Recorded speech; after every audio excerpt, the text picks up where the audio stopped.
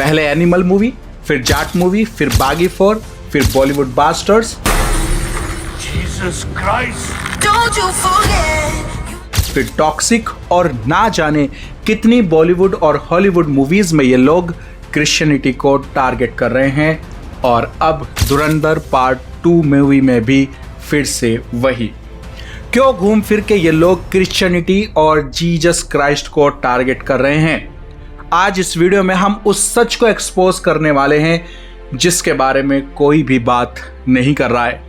लोगों को मैं पागल नजर आऊंगा और ये भी हो सकता है कि मेरे खुद के ही क्रिश्चियन भाई लोग मेरा मजाक उड़ाए या मेरे अगेंस्ट हो जाए।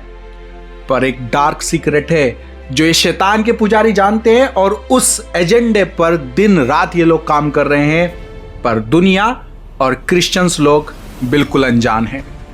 पर किसी को तो इस बारे में बात करनी ही होगी। तो चलिए वीडियो को शुरू करते हैं और जानते हैं कि क्यों बार बार बॉलीवुड और हॉलीवुड मूवीज और वेब सीरीज में ये लोग क्रिश्चियनिटी को और जीसस क्राइस्ट को टारगेट करते हैं। WTL जो कि एक इंडिपेंडेंट मसीह मीडिया है जहां पर आप मसीह न्यूज़, बाइबल सवाल जवाब और संडे सर्विस से जुड़ सकते हैं। और अगर आप हमारी इस इंडिपेंडेंट मसीह मीडिया को सपोर्ट करना चाहते हैं तो आप हमें ज्वाइन भी कर सकते हैं या डिस्क्रिप्शन में दिए गए नंबर पर गूगल पे भी कर सकते हैं।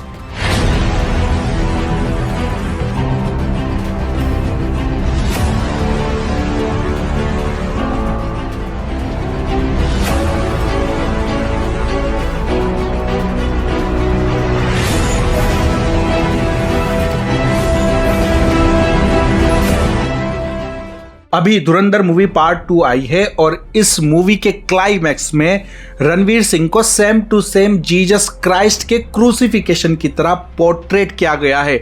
पर क्यों? लगभग 1990 से इंडिया सिनेमा में इंक्लूडिंग साउथ इंडिया क्रिश्चियनिटी और जीसस क्राइस्ट को जानबूझ के टारगेट किया जा रहा है। और विदेशों में यह खेल शुरू हुआ था लगभग 1950 से। इसकी जड़ें जुड़ी हुई हैं NAR मूवमेंट से। और जो लोग NAR के बारे में बिल्कुल भी नहीं जानते वो मेरी ये 2 वीडियोस देख लें। मैंने इनमें डिटेल में समझाया हुआ है कि आखिर ये NAR क्या बला है। NAR के अंदर आता है 7 माउंटेन्स, जिसमें से एक माउंटेन है एंटरटेनमेंट। और इसी एजेंडे के तहत क्रिश्चियनिटी को बॉलीवुड और हॉलीवुड में टारगेट किया जाता है। इसकी फंडिंग होती है इजराइल से।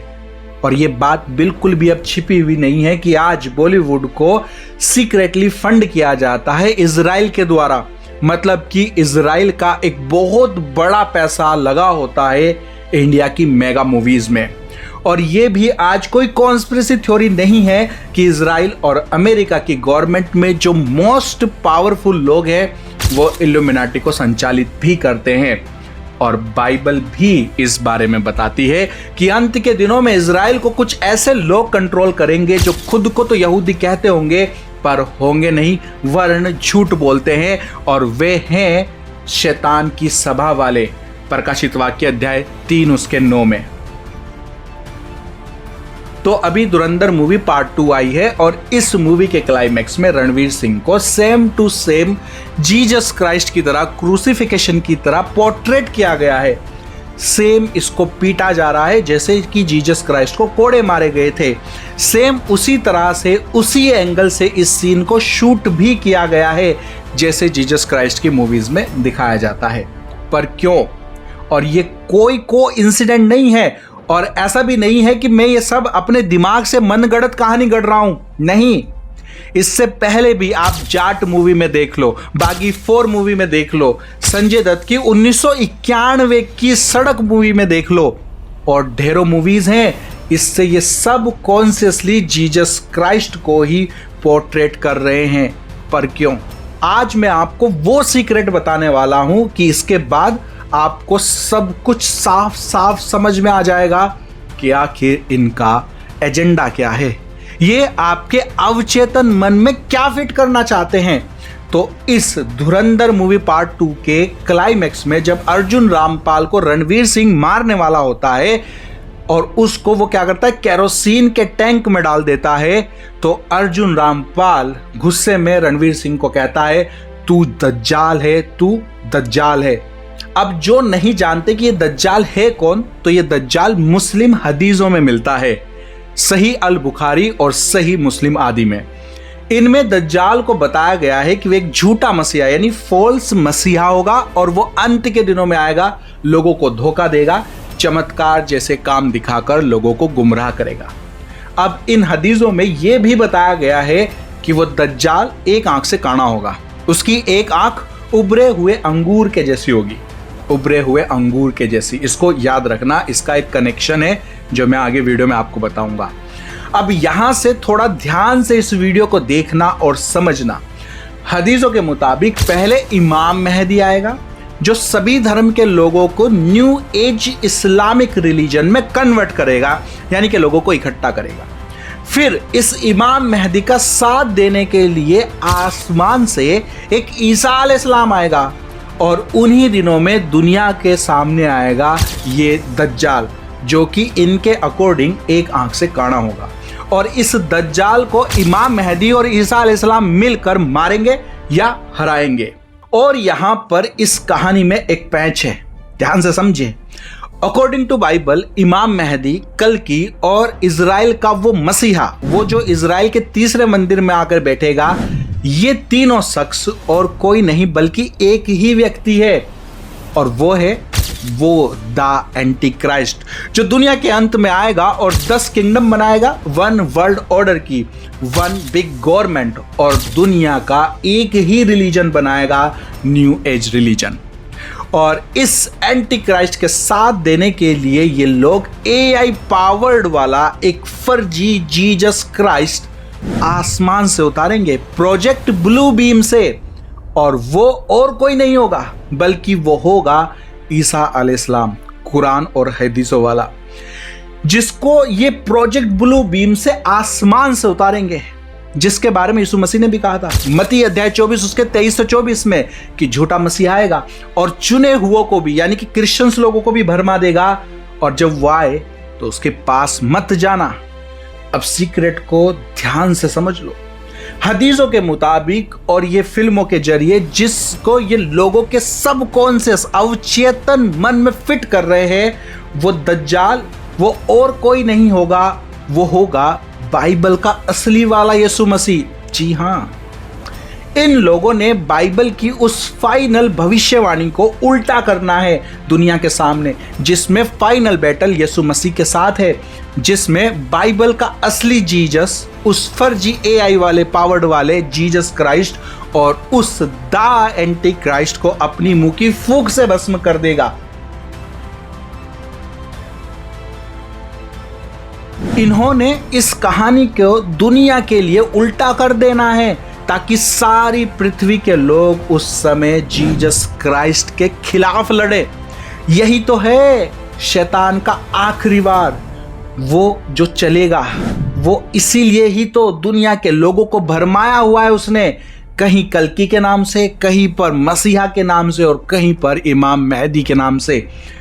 अब मुझे गालियां देने से पहले इसको समझ लो, फिर जी भर के मुझे गाली दे लेना।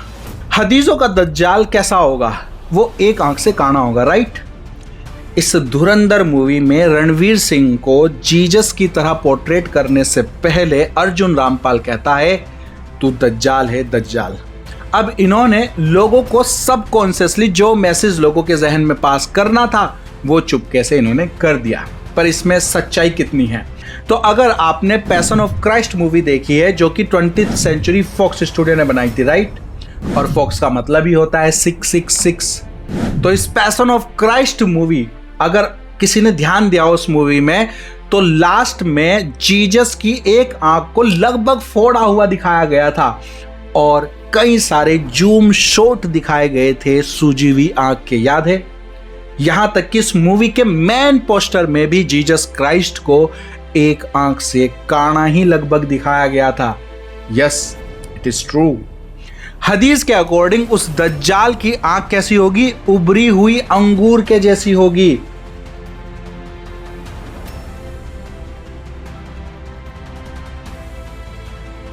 ये फोटो तो आपने कभी ना कभी देखी ही होगी।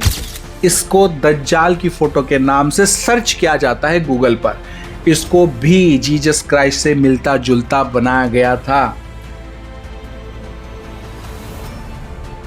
लोगों के अवचेतन मन में जीसस क्राइस्ट को दज्जाल के रूप में पोर्ट्रेट, एक विलन के रूप में सेट किया जा रहा है। इस बारे में और डिटेल में आप मेरी इन वीडियोस को देख सकते हो, आपको सब कुछ समझ में आ जाएगा।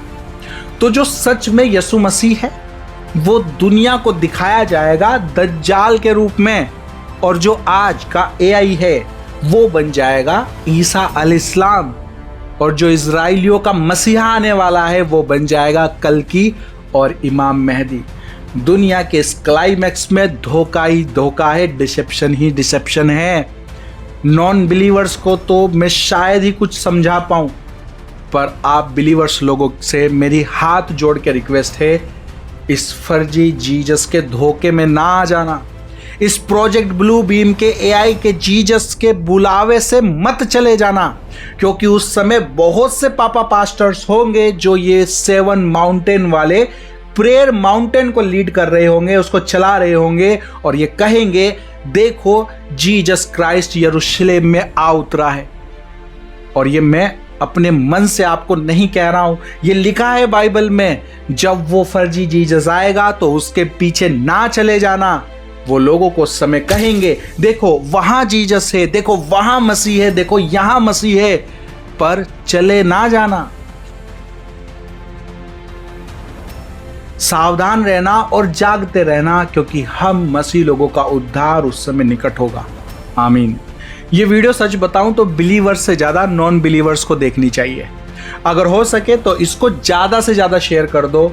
मैंने तो रिस्क लेके सच को बोल दिया है। प्रार्थना है मेरी रब से कि लोगों को वो बुद्धि और समझ दे इस भेद को समझने की। चलिए फिर मिलते हैं हमारी नेक्स्ट वीडियो में। तब तक के लिए thank you. May God bless you and your family. Stay tune, stay blessed. अगर आप हमारे इंडिपेंडेंट मसीह मीडिया को सपोर्ट करना चाहते हैं और आप भी हमारे साथ इस सेविकाई में थोड़ा बहुत बोना चाहते हैं तो आप हमें ज्वाइन भी कर सकते हैं, या डिस्क्रिप्शन में दिए गए नंबर पर गूगल पे भी कर सकते हैं।